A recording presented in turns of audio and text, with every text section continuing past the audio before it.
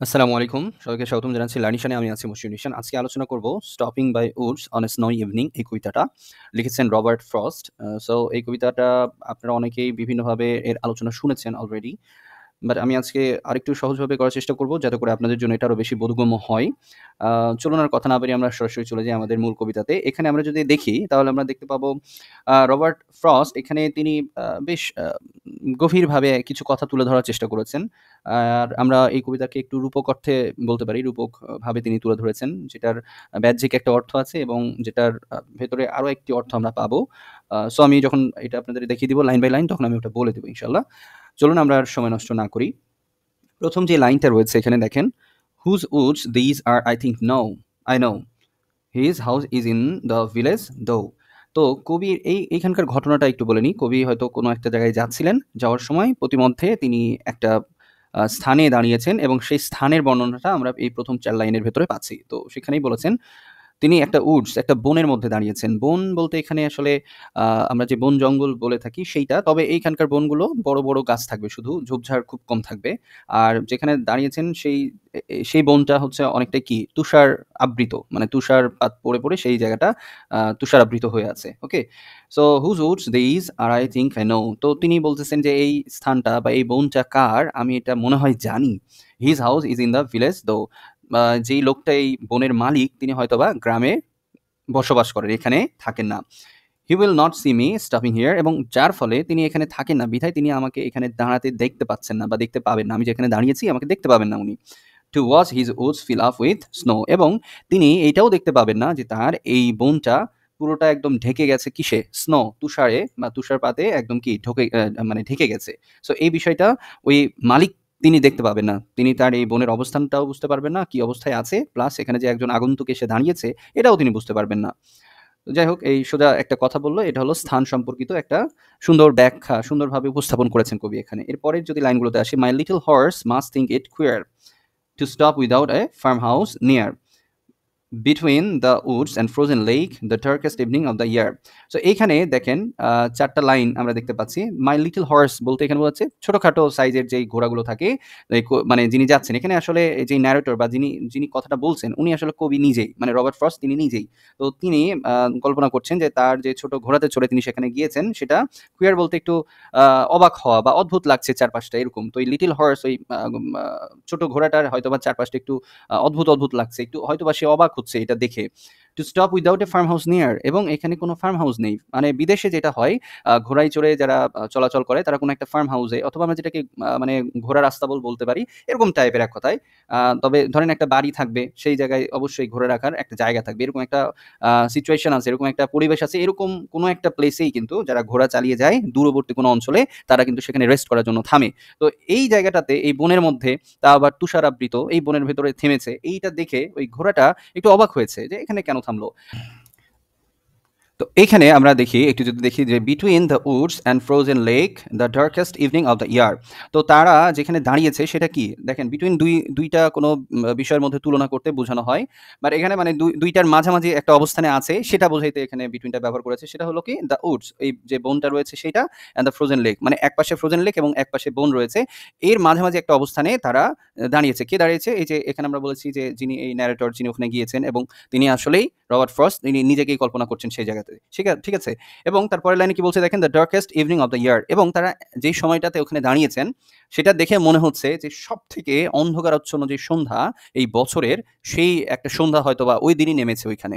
এরকম একটা সময়ে তারা এরকম একটা জায়গায় থেমেছে।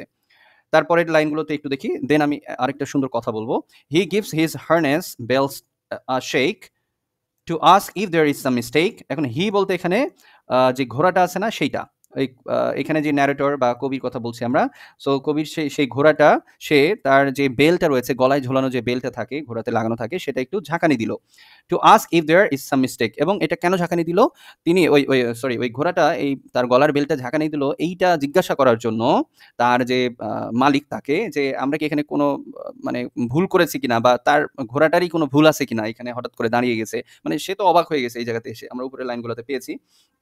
তারপরে দেখেন, "the only other sounds the sweep of easy wind and downy flake", এবং এই সময় যখন এই ঘোড়াটা তার বেলটা বাজে তখন আর আশেপাশে অন্যান্য ধরনের কোনো সাউন্ড ছিল না। শুধুমাত্র। আর ২ টা সাউন্ড আমরা শুনতে পেয়েছি সেই সময়। সেইটা কি? খুবই মৃদু স্বরে বা মৃদুভাবে বাতাস বয়ে যাচ্ছে এবং তুষারপাত মানে কোমল তুষারপাত ধীরে ধীরে পড়ছে। সেটার যে একটা সাউন্ড যেমন সাউন্ড থাকার সেই সাউন্ডটা ওখানে শুধুমাত্র ছিল। তো এখন আমি যেটা বলতে চাচ্ছিলাম, এই যে দেখেন এই ৮ লাইন এইটাকে একটা ইনভিজিবল একটা কনভারসেশন এখানে বলা যাইতে পারে কবি এবং মানে ওই যে ঘোড়ার যে মালিক এবং যে ঘোড়াটা তাদের ২ জনের মধ্যে। যেমন এইখানে ঘোড়াটা এমন একটা জায়গায় এসে দাঁড়িয়েছে তারা ২ জন। এটা দেখে ঘোড়া অবাক হয়ে গেছে। তখন সে কি করছে? ঘোড়াটা তার বেল বাজিয়ে কবিকে জিজ্ঞাসা করছে অথবা ঘোড়ার ওই মালিকটাকে যিনি ঘোড়ার পিঠে বসে আছেন তাকে জিজ্ঞাসা করছেন, "আমি কি কোনো ভুল করেছি? আমরা কি ভুল কোনো স্থানে এসেছি? আমার ভুল নাকি আপনার ভুল?" তখন কবি বলছেন, "না, আমরা কোনো ভুল করি নাই। আমরা খুব আ আ ইচ্ছা করে এখানে দাঁড়িয়েছি এবং আমি এখানে দাঁড়িয়েছি কেন? আজকের এই ইভনিংটা আমার কাছে খুব সুন্দর লাগছে এবং এখানকার আশপাশের যে পরিবেশ, ন্যাচারাল যে বিউটি সেটা আমার খুব ভালো লাগছে। তার জন্য আমি এখানে দাঁড়িয়েছি। এখানে আমরা কোনো ভুল করে দাঁড়াই নাই। আমরা ইচ্ছাকৃতভাবেই এই সৌন্দর্যে আকৃষ্ট হয়ে এখানে দাঁড়িয়েছি।" তো এই যে একটা মানে এর ভেতরে যে ইনভিজিবল একটা যে কনভারসেশন সেটা হলো এরকম এই ২ জনের মধ্যে, হ্যাঁ? তারপরেরটা আমরা দেখি, "The woods are lovely, dark and deep, but I have promises to keep and miles to go before I sleep and miles to go before I sleep." এই ৪ লাইন কিন্তু সর্বশেষ লাইন। এই ৪ লাইন বেশ বিখ্যাত এই কবিতাতে এবং রবার্ট ফ্রস্টের লেখা বিভিন্ন কবিতার চেয়ে এই ৪ লাইন অনেক বেশি বিখ্যাত। ভাইরাল বলতে পারেন আপনারা এক কথায়। তো এইখানে কি বলেছেন? এখানকার সোজা যদি আমরা বাংলা বলি যে এই বনটা অনেক সুন্দর, ভালোবাসাময়, ভালোবাসাপূর্ণ, একটু অন্ধকারাচ্ছন্ন এবং গভীর। বাট কিন্তু আমার কিছু মানে প্রতিজ্ঞা রয়েছে, কিছু আমার ডিউটিজ রয়েছে যেগুলো আমাকে রাখতে হবে, আমাকে সেগুলো পালন করতে হবে। এই ৪ লাইন কে বলতেছে? এটা কিন্তু ওই যে ঘোড়ার উপরে যিনি বসে আছেন তিনি বলছে। তিনি বলছে যে, "এই বনটা অনেক সুন্দর, ভালোবাসাপূর্ণ, অন্ধকারাচ্ছন্ন এবং গভীর কিন্তু আমার কিছু প্রতিজ্ঞা রয়েছে বা আমার উপরে কিছু ডিউটি রয়েছে সেগুলো আমাকে পূরণ করতে হবে, রাখতে হবে। And Miles to go before I sleep" এবং সেগুলো পূরণ করতে হবে কখন বা সময়টা কখন? তিনি চিরনিদ্রায় ঘুমিয়ে যাবার আগেই। স্লিপ বলতে এখানে চিরনিদ্রা বা মৃত্যুর কথা বলা হচ্ছে, ডেথ। ওকে?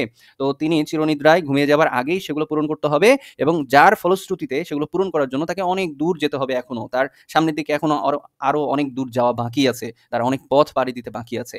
এই কথাগুলো বলে শেষ করেছে। এখানে দেখেন একটু আমি আ ছোট করে যদি বুঝিয়ে দেওয়ার চেষ্টা করি। ধরেন যে যখন আমরা এই কবিতাটা পড়ছি তখন আমাদের কাছে খুবই একটা ইজি একটা আ মানে কবিতা হিসেবে এটাকে মনে হচ্ছে যে একটা বনের ভেতরে কেউ দাঁড়িয়েছে। কিন্তু আসলে এই জায়গায় সেটা বোঝাচ্ছে না। এখানে আমরা দেখেছি ডার্ক অ্যান্ড ডিপ উডস এরকম কথা আসছে, তাই না? তো এই ডার্ক অ্যান্ড ডিপ উডস বলতে এটা আমাদের মানব জাতির মানে মানব জীবনের সাথে আরকি তুলনা করা হচ্ছে। যে ডার্ক অ্যান্ড ডিপ বলতে কি বোঝাচ্ছে? অন্ধকারাচ্ছন্ন এবং গভীর। তো এটা মানব জীবনের সাথে কিভাবে এটাকে একটা আমরা মিলিত করতে পারি সেটা হচ্ছে দেখেন যে আমাদের যে জীবনের যত ধরনের রহস্য ঘেরা যেই কর্মকাণ্ড জীবনে ঘটে থাকে, আমাদের জীবনের যত ধরনের জটিলতা লাইফে এসে থাকে, যত বাধা বিপত্তি এবং সেগুলোকে পার করে সামনের দিকে যাওয়ার যে ব্যাপারগুলো আমরা যে বাধার সম্মুখীন হই, সেটার সাথে এই ডার্ক অ্যান্ড ডিপ উডস এটার একটা তুলনা করা হয়েছে। এবং এরপরে আমরা আরো নিচের দিকে দেখতে পারবো যে দেখেন যে কবি বলেছে এই জায়গাতে এসে যে, "but I have promise to keep" এই যে দেখেন মানে তার কাছে এমন অনেক প্রমিস রয়েছে, প্রতিজ্ঞা রয়েছে যেগুলো তাকে পূরণ করতে হবে। এবং এখানে আরো একটা বিষয় আছে যে এই বনের ভেতরে তিনি কেন দাঁড়িয়েছেন? তিনি দাঁড়িয়েছেন এই বনটা দেখতে সুন্দর লাগছে, পরিবেশটা অনেক সুন্দর লাগছে। তো এই আকর্ষণীয় অনেক বিষয় দেখে আমাদের জীবনে অনেক আমাদের সামনে আকৃষ্টকরণের অনেক বিষয়বস্তু আসবে যেগুলো আমাদের মূল লক্ষ্যবস্তু থেকে আমাদেরকে সরিয়ে দেয়। মূল লক্ষ্যবস্তুর দিকে আমাদেরকে যেতে বাধাগ্রস্ত করে। আমরা আমাদের লক্ষ্য স্থির করতে পারি না। যার ফলে ছোটখাটো কোনো বিষয় করতে যেয়ে আমাদের বড় কোনো একটা সফলতা থেকে আমরা দূরে সরে আসি।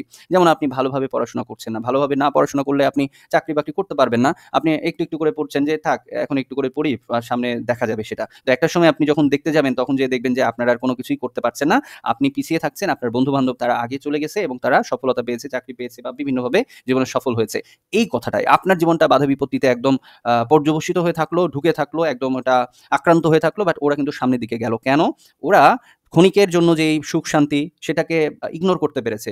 যেই সৌন্দর্য সেটাকে ইগনোর করতে পেরেছে। ওরা মানে দীর্ঘস্থায়ী স্থায়ী কোনো আ সফলতার জন্য তারা এই ক্ষণিকের ভোগবিলাসটাকে ইগনোর করে সেদিকে এগিয়ে যেতে পেরেছে এবং সেই কথাটাই এখানে কিন্তু কবি বলেছেন যে, "না আমাকে এইখানে বসে থাকলে বা এখানে দাঁড়িয়ে থাকলে হবে না। আমাকে সামনের দিকে আরো এগিয়ে যেতে হবে। কারণ আমার কাছে অনেকগুলো ডিউটিজ রয়েছে, অনেকগুলো প্রতিজ্ঞা রয়েছে যেগুলো আমাকে পূরণ করতে হবে। কখন?